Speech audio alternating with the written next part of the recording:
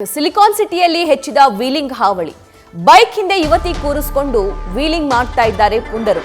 Wheeling ಮಾಡಿ ಯುವಕನಿಂದ ಅಸಭ್ಯ ವರ್ತನೆಯನ್ನ ಮಾಡಲಾಗಿದೆ.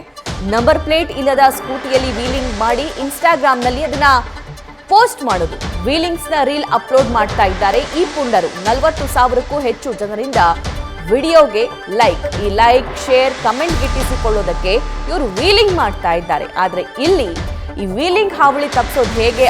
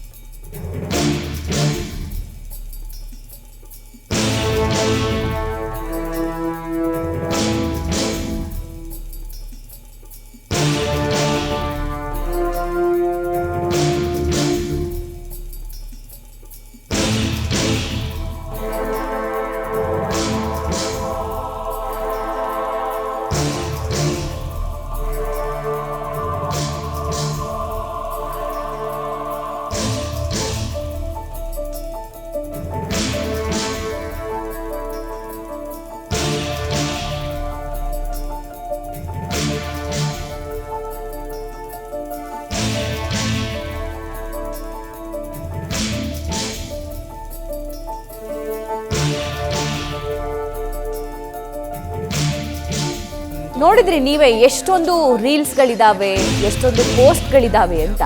ಇಷ್ಟೆಲ್ಲ ಪೋಸ್ಟ್ಗಳಿದ್ರು ಅವ್ರು ಯಾರು ಅನ್ನುವಂತ ಮುಖ ಸರಿಯಾಗಿ ಕಾಣ್ತಾ ಇದ್ರು ಕೂಡ ಪೊಲೀಸರು